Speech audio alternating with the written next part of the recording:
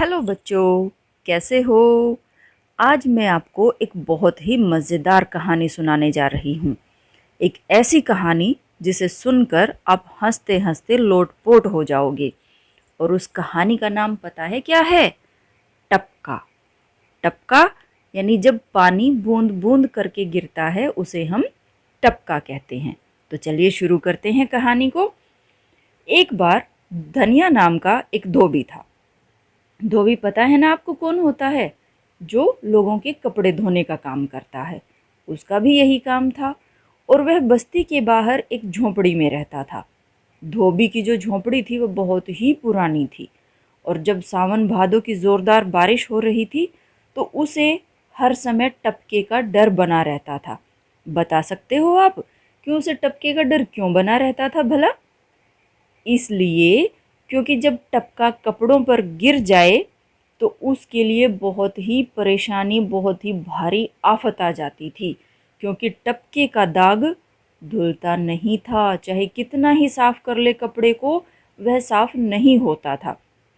धनिया अपनी पत्नी से कह रहा था, बड़े जोर की बरखा हो रही है, इतना डर मुझे शेर का भी नहीं है जितना कि टपके का है। और यह बात सुनी शेर ने, जो धनिया की झोपड़ी के पिछवाड़े खड़ा था। शेर ने सोचा, टपका तो मुझसे ताकतवर है, धनिया को भी मेरा इतना डर नहीं जितना टपके का है। अब उधर एक कुम्हार का गधा खो गया था। घटा घोप अंधेरा इतना कि हाथ को हाथ भी न सूझे। घटा घोप नहीं समझे क्या? बादल घिरने के कारण बहुत अंधेरा जब हो जाता है ना आकाश में, तो उसे घटा घोप बोलते हैं।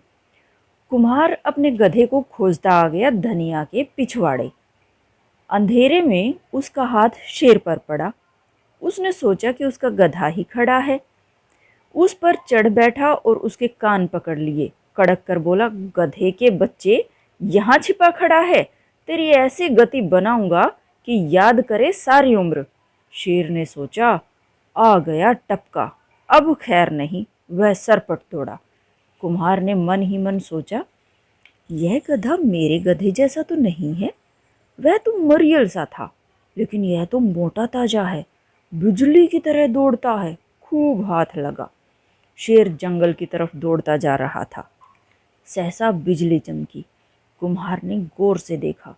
यह देखकर उसके तो होश उड़ गए कि वह गधे पर नहीं शेर पर बैठा है।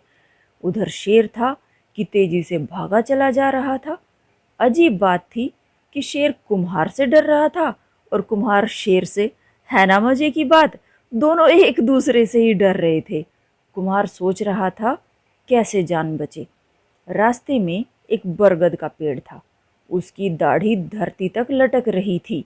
शेर जब बरगद के पेड़ के नीचे से गुजरा तो कुम्हार ने उचक कर बरगद की दाढ़ी पकड़ ली। शेर को अपनी पीठ हल्की लगी तो उसकी जान में जान आई। वह और जोर से भागा। वह डर रहा था कि कहीं टपका फिर न आ दबोचे। उधर कुम्हार सोचने लगा कि वह छिप जाए बरगद की खोह में। उसने बरगद की एक खोह खोजी और छिप कर बैठ गया। वह सोच रहा था कि रात यहीं काट लूं। बरगद पर शेर चढ़ नहीं सकता, तड़के उठकर घर चला जाऊंगा। उधर शेर था कि भागा ही जा रहा था। उसके दिल में टपके का भय बैठा हुआ था। आगे उसे बंदर मिला। शेर की इतनी बुरी दशा देखकर बंदर ने कहा, मामा मामा, क्या बात है, कहाँ भागे जा रहे हो? भाग ले भांजे, जंगल में टपका उतर आया है, शेर ने हांफते हुए कहा। मामा, क्या बात करते हो, टपके से डर गए? मैं तो इसे बड़े चाव से खाया करता हूँ, बंदर ने हंसकर कहा। अरे भांजे, यह वह टपका नहीं है, बहुत भयंकर बला है। मेरे कान ऐसे जोर से पकड़े कि मुझे नानी याद आ गई। शेर ने गहरी सांस लेकर कहा, मामा दिखाओ तो सही, कहाँ है वह टपका? बंदर ने पूछा। आखिर रहे बंदर के बंदर ही, शरारत किए बगैर नहीं रहोगे। चलो, शेर ने कहा कि चलो दिखा लेते हैं तुम्हें भी टपका। दोनों बरगद की ओर चले। कुम्हार ने भोर के प्रकाश में देखा, भोर यानी सुबह। भोर के प्रकाश में देखा कि शेर बंदर के साथ चला आ रहा है। उसने सोचा कि बंदर पेड़ के ऊपर चढ़कर उसे ऊपर से नीचे धकेलेगा और फिर शेर उसे खा जाएगा। वह डर कर बरगद की खोह में छिप कर बैठ गया और ऊपर से उसने बरगद के पत्ते भी अपने सर पर रख लिए ताकि वह उन्हें दिखाई न दे। शेर बरगद के नीचे खड़ा था। प्रकाश फैल रहा था, इस कारण शेर उतना डर नहीं रहा था।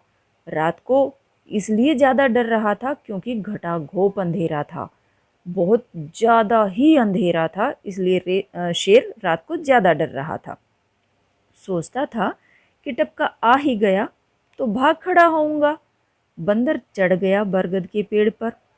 वह बरगद के बरमटों को तोड़ तोड़ कर नीचे फेंकता और पूछता, मामा क्या यह है टपका? बरमट पता है ना आपको क्या होते हैं? बरगद के पेड़ पर जो छोटे छोटे फल लगते हैं ना, उनको बरमट कहते हैं। भांजे, जब टपके के काबू में आएगा ना तो तुझे क्या तेरे पूरे कुनबे को पता चल जाएगा, शेर ने बंदर से कहा। अब बंदर की उल्टी बुद्धि, उछलता कूदता जा बैठा वहां जहां कुम्हार छिपा बैठा था खोह में। कुम्हार ने सोचा कि आ गया सिर पर दुष्ट, अब क्या करें। बंदर की पूंछ खोह के भीतर कुम्हार के मुंह के सामने लटक रही थी। कुम्हार ने सोचा बहुत बढ़िया अवसर हाथ लगा है। ऐसा क्या अवसर कुम्हार के हाथ में लगा जो वह इतना खुश हो गया और सोचने लगा कि बहुत बढ़िया अवसर हाथ में लगा है। सोचो सोचो सोचो, कल्पना करो कि कैसे क्या अवसर हो सकता है। अवसर चूक गए तो फिर क्या बात बनी। उसने बंदर की पूंछ को जकड़ लिया अपने दोनों हाथों से। अब बंदर वहां से उछलकर दूसरी टहनी पर जाने का प्रयत्न करने लगा तो उससे वहां से हिला भी ना गया। पूंछ भारी लगी। उधर शेर ने कहा, क्यों भांजे, क्या हाल है? अब बंदर भी डर गया। उसने पूंछ छुड़ाने के लिए जोर लगाया। कुछ जोर लगा बंदर का और कुछ जोर लगा कुम्हार का। पूंछ उखड़वा बैठा बंदर और धम्म से आ पड़ा नीचे। शेर पहले ही भाग खड़ा हुआ था। बंदर भी उठकर भागा। दोनों भागते भागते दूर निकल गए। शेर बोला, क्यों भांजे, आ गया ना काबू में टपके के? मामा कौन कहता है कि वह टपका था, वह तो पूंछ उखाड़ था, बंदर ने हांफते हांफते कहा। और अब आप बताओ आपको कैसी लगी ये कहानी? अच्छी लगी ना? मुझे मालूम था कि ये कहानी आपको बहुत ही अच्छी लगेगी। तो अब इसे आपने बहुत अच्छे से समझना है और इसको पढ़कर समझना है, सुनकर समझना है। ठीक है?